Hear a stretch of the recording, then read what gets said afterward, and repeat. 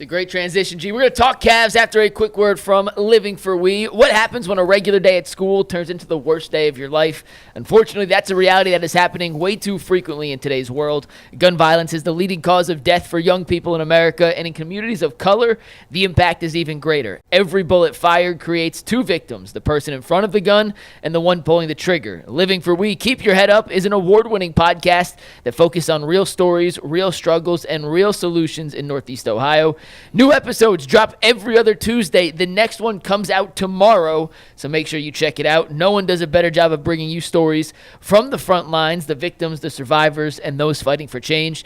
In each episode, they sit down with different organizations that are working to end gun violence and provide resources for those affected by gun violence. Whatever kind of help you need, there's a person for you to contact. Listen to Living for We wherever you get your podcasts or watch the video version on IdeaStream's YouTube channel. You can learn more at ideastream.com/podcast/livingforwe. Subscribe today to Living for We on Apple, Spotify, YouTube, or wherever you get your podcasts. The Cavs lost yesterday. It postponed their clinching of the number 1 overall seed. But the big story out of the game was, Steve, let's just take this video full. Donovan Mitchell stepped on Keon Ellis's ankle after making this layup. Sean Dunnigan, the terrific WKYC photog, did not necessarily get it because it was not part of the play, but this is the aftermath. Donovan on the ground, writhing in pain. He did return to the game 5 minutes later, finish the game. But Jason, how should the Cavs handle these next couple of the last final 4 games of the season, trying to balance keeping guys prepared for the playoffs while also keeping them healthy? This was a freak accident, by the way. Yeah, you can't just bench guys for the last 5 games. Like, first of all, players will revolt. They want to play. Players want to play. They don't want to sit They should play. Yeah. But now I would say work backwards. Start at the season finale and work backwards. Nobody plays in the season finale. There's nothing on the line. There's no reason to play. Everybody's sitting. I mean, if Jarrett wants to keep his 82-game streak intact, he gets the jump ball. And then he comes right out. And he comes out. And they've done that before. And he gets credit for his game, and everybody gets out. So then you work back. So I would play them the game before that. But you can stagger the rest.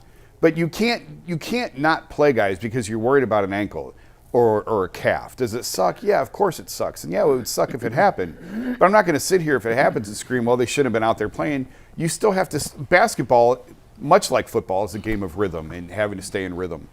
And with shooting, with everything else. So you can't just take these guys out of the game entirely when there's still games going on. Now, it sounds a bit hypocritical because I've also said one of the big benefits that the previous era had was they would sweep teams and they would get that week off. Well, then because you're in practice and you can go to practice and you can dig in on practice and film and get off your feet and work on conditioning stuff, where when you don't even have time to practice, it's not like you're missing out on team practices in this instance because there's still games going on, so there's no time to practice.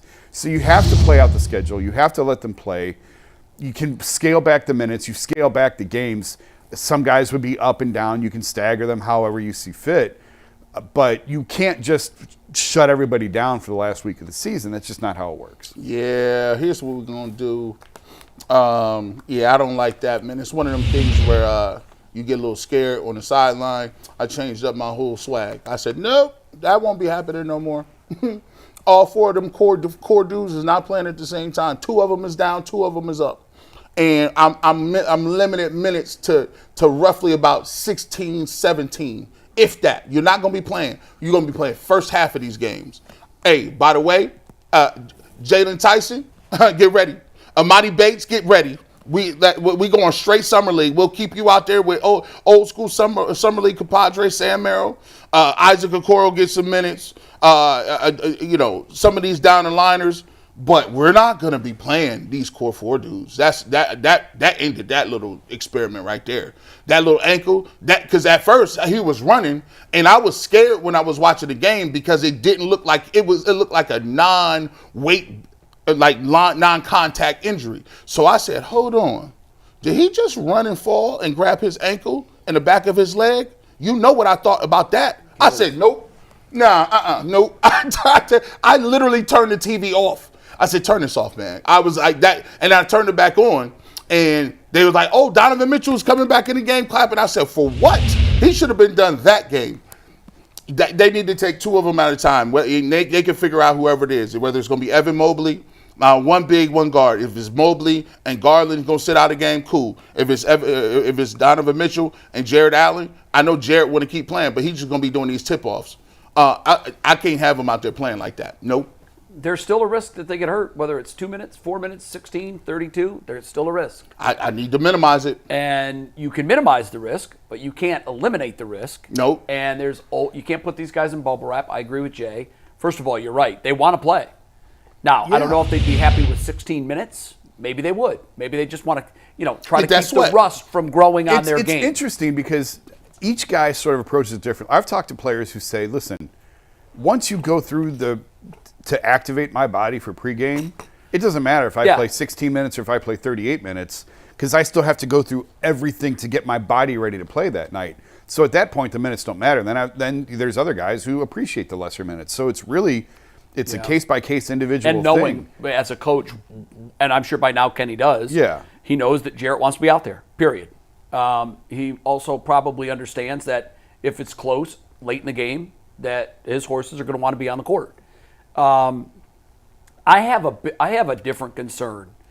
I'm not sure I ever felt the Cavs were going to win the NBA championship. Could they? Well, absolutely they could. Yes. I still think they could. Yes. I never thought they were favored to win the NBA championship. I don't even think they're favorites to get out of the East. They're not. And I think that's probably where their season is going to end. I am way more concerned about a lot of collective things that I've seen over the last 15 games. That's why I asked Mike, what's their record over the last 15? They're a 500 team. That is not a good way to go into the playoffs. It just isn't. It never will be. I think that they can win the first 2 series, but I think their season ends with a series loss to the Celtics. Could be wrong. I hope, pray that I am wrong. Because I also believe that that will be their toughest series. I think if they beat the Celtics, I think they can beat whoever the West hands them. And I think the West they've got some really good, tough teams. And whoever comes out of that gauntlet, I believe, is going to be more beat up than whoever comes out of the East. I think there's better, deeper teams in the Jay, West. Would it change your opinion at all if I told you the Nuggets, the year they won the championship, went 7-7 in March? Nope, not at all. Okay. And then in April, they went 2-3, so they finished the season 9. It's very common. I get it. I understand it. I hate it. I don't like it. So after the injury last night, from that point on, the Cavs they looked not good. They lost to a bad team at home when they had a 8-point lead in the third quarter, whatever it was, 6 or 8. They were up when Mitchell got hurt. 56. When he came back, they were down. They cut it. They retook the lead in the fourth. They did. They went on a 10-0 run to start the fourth quarter. Yep. And then there was the whole Zach LaVine should have been a shot clock violation. Yeah. I went back and looked at that because I thought in real time that it was, but it's tough because when you're looking at it. The NBA officials said it was. Yeah, the officials admitted they blew it. Oh, good. Because what I don't like about looking at something on a computer is there's only so many frames that you can capture. At point 1 on the shot clock, the ball was in his hand. No, but when you advance to point 0 and the shot clock is over, the ball is out of his hand. They said they blew it, but the rules didn't allow them. We complain they blew about it by not looking at it. Well, they couldn't look at it because they inbounded the ball so quickly. Yep. It lost the opportunity under the NBA I thought rules. that even after the next bucket, which was a quick bucket, the Cavs got a dunk at the other end Certain quickly. plays you can go back. On Other that you ones can't? No, you can't. Oh, so I didn't know that. So that's something that, we talk all the time about how long NBA replays take and they got to speed these up and they got to shorten them. And now here we are saying there's something else they need to stop and look at. But you would think that's something that because they can go back at the next stoppage, they can go back and review a 2 versus a 3 at the next stoppage and play. You would think they should be able to go back and review that at the next stoppage and play. You don't necessarily want to stop the game for that. See, I would because there's difference. I just think you want to get it right. That I always lean on you want to get it right, particularly in a game that's a 1-point game with 2 minutes to go or whatever there was left in the game. What I'm saying, what I don't think they got wrong is I think the ball was actually out of his hand. Well, the league said no. They blew it. I thought you're saying they blew it because they didn't stop play immediately. No, they got the call wrong, and they couldn't stop play because Max inbounded it so quickly. I haven't seen the definitive look where the clock is at 0 and the ball's still in his hand. I haven't seen that yet. I couldn't get it frozen Yeah. on my computer. By the time the ball was out of his hand, I saw the clock hit 0. On TV, they slowed it down, and you could see it was still. It was a very bang call. And that's why it should have been looked at in the moment. But to what you're saying is, I completely agree with you. I'm glad you said it, because usually if you say something like that about the Cavs, people gonna get on you because they're like, oh, we got the season, end of the season. I could care less that people would get on me because I say the Cavs aren't going to win it. Now get on me. Here's and then get off me. Yeah, that's crazy, man. I said that one time when I was in college. Didn't work out, huh? You're gonna have to leave. Hey, I got to practice in the morning.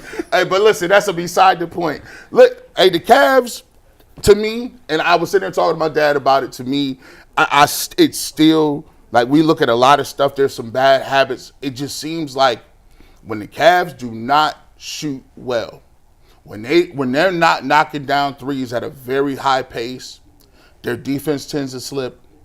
They slow the pace down. They don't get easy buckets.